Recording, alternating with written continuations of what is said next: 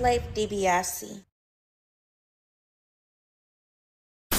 Alright, y'all. So y'all already know, right? It's the spooky season, my favorite time of the year. But you know for a fact that we, as in my people, as in us people, black folks, we don't fuck with paranormal activity. And today we done rolled up something. We are going to react to just that. Check out these folks, man. You know what I'm saying? Our good people and their different experiences with paranormal activity, man. And y'all leave me in the comments and tell me when you would have got the fuck off the ride. And what I mean by that is, you know, at what time would you have gotten off the ride, left the house, got out the car, you know, things like that. Because most of the time, scary shit be happening, man, and motherfuckers just don't leave. But you know, we about to check it out. Observe. Tell y'all this little story, right? Now, most likely, most of y'all already heard this story. The story can be a little creepy, but I'm gonna go ahead and tell it anyway. I'm just giving my perspective on it. It's this young man, right? So he walks into this bar, and he at the bar, just being alone, I guess, or whatnot. But then this young lady walks into the bar, and as soon as she walks into the bar, all eyes are on her. I guess she look good or something like that. So she walks over to him and buys him a drink. And come to find out, she was infatuated by this distinctive birthmark that he had on his face. So they talking the whole night. And, he gets up and decides to go get another drink from the bar. But then, this is where it kind of gets, bit strange. So he goes over to the bar. Now, as he at the bar, right, the bartender hands him the drink, but under the drink, it's a note.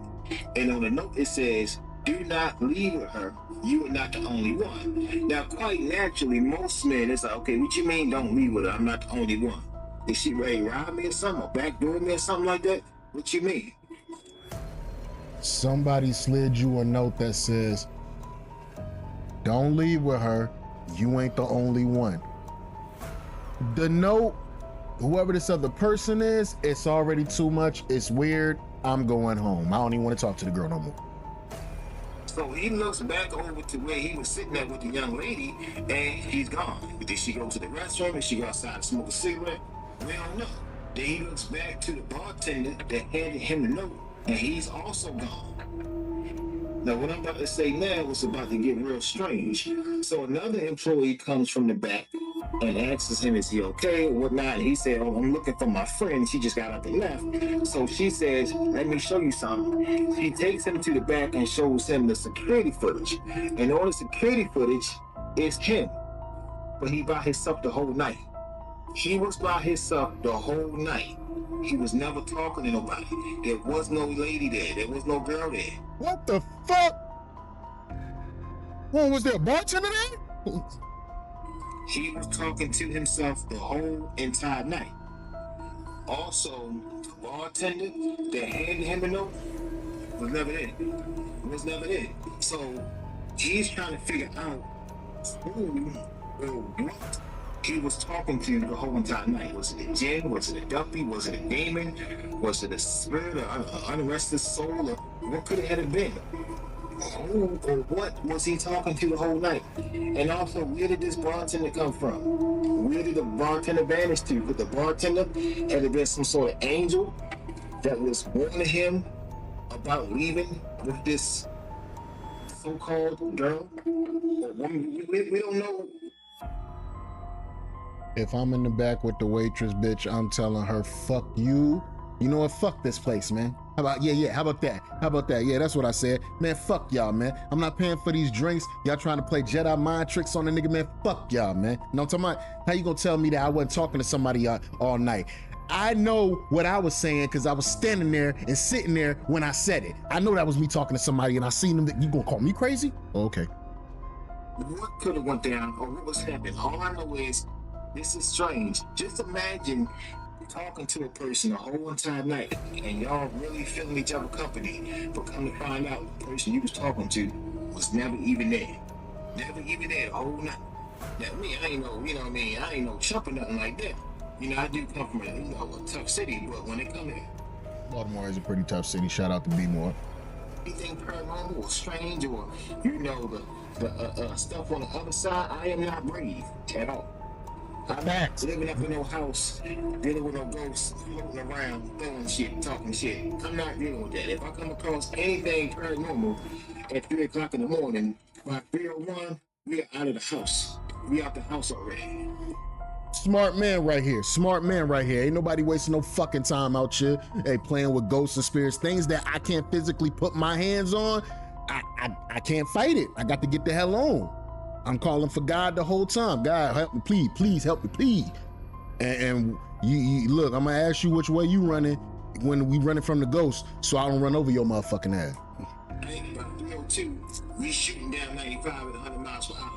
Getting the hell up out of here. I'm just not with that. So what could this have been? What could this have been? And also, I don't care what your religion is or what you practice. It's not my business. But we are not on this planet alone. We are not on planet Earth alone. There are spirits that are walking amongst us every day.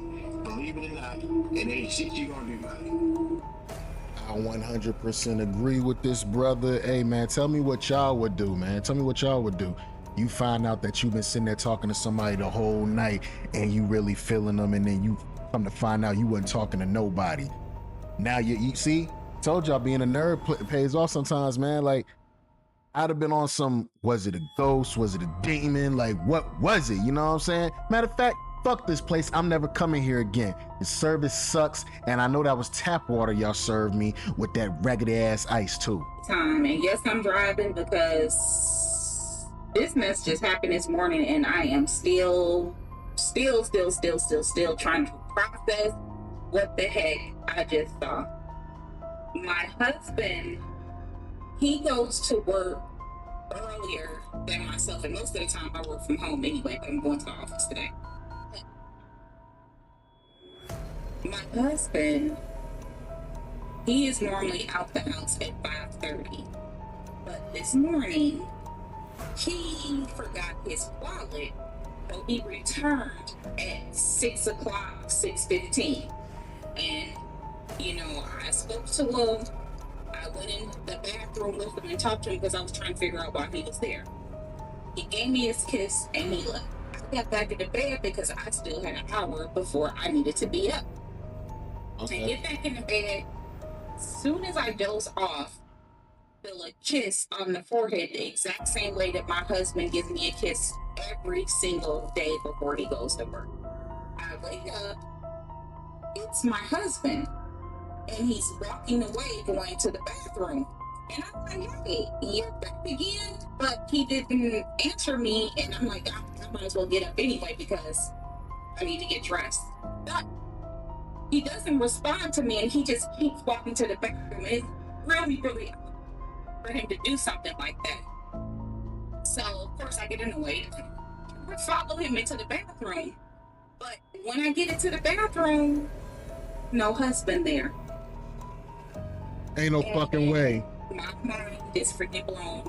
I just saw a doppelganger or whatever the heck you want to call it. But that was definitely supposed to be my husband. It gave me a kiss, felt it, and saw the back of him. He wore the same uniform that my husband wears to work, and he walked into the bathroom. I followed, but when I got into the bathroom, there was no one there. It was strange because my closet light was on, and we're anal about not leaving lights on. The closet light was on. And I've been wondering because these past few nights, I saw just the face of whatever that thing was. It was just a face. I can't describe what the face. I'm glad she's addressing it and calling it a thing, because boy, what the fuck? Did you tell your husband what you saw? You were supposed to call him immediately. Looked like it just was a floating face that I saw the other night. But over the past couple nights, I keep seeing this, I don't know if it's an orb, a blob, a puff of smoke. I don't know what it is because it's something that in this world I really can't describe. And the closest thing I can describe it to is like a cloud of smoke moving, but it's more liquid-like than a cloud. But it's like, I see it in the room and it's really trying to form a shape. and I have seen it almost. See, this what I don't be getting about niggas, right? We dealing with this paranormal activity. We don't mix. You're looking at something try and form a shape, and you gonna sit up there and watch it. Yeah, alright. Y'all niggas watching the werewolf turn into the werewolf. That's a painful process. It's got to break bones. It's gonna turn into the full werewolf and then kill you. No, while you doing all that, I'm getting the fuck on. She's sitting up there watching this. I hope it got her ass. Huh. Outside of the night that I seen the twerking person in the corner in the face, that was the only night I didn't see that thing trying to form. And I have seen that same thing over the years in different forms and different colors, but this one that I've seen lately has been like a grayish shape, but it stands out in the dark. It could be pitch black in a room in that shape or form, and it's enough that I'm asleep and it gets so close to me that it's very startling. Like I wake up and I scream and my husband has to, he reminds me that he's in the room and everything's okay. And I'll go back to sleep. I'll throw the cover over my head like I'm a little kid because I just want to sleep. Like they bug me so much in the middle of the night. But I am wondering if that cloud of smoke was whatever this thing that I saw that was not my husband trying to form. Anyway, that's another paranormal moment. That's some recent stuff. It's so crazy that ever since I came back from visiting my mom when my cousin had that seizure, that the spiritual world has been so protective around me since then. I have always seen things, but there was only one other time in my life, back in the year of 2012 to 2013, those 2 years were this heavy with the activity where I'm not getting a night's rest without seeing something. And right now it's back. I don't know what's going on. I'm gonna cleanse the house again. You need a nice good blunt to put your ass all the way down so you don't see no shit like that. Cause what the fuck, ain't no way. I got work in the morning, spirits. Leave me the fuck. But I am not the ghost whisperer. I'm tired. I just need some sleep. But now apparently they're not just letting me sleep. They're showing up during the daytime. And you have to excuse me, I'm just rambling because During the daytime? Oh, nah. this literally just happened less than an hour ago. So my mind is just blown. And so, yeah, what are your thoughts on what this thing is that I saw? Let me know in the comments. It is a whole ghost, sweetie. Move up out that fucking crib. You need to tell your husband we need to pack our little hefty bag and move to the Big Apple. Big Apple, it's time to go. See, that's what I'm saying. It's another way that black folks always die in the movies. They stay too long. We stay too long. Our antennas are getting weak now. I remember when we used to hear something in the woods and motherfuckers used to be like, I ain't doing that. I ain't going over there. We don't do enough of that no more.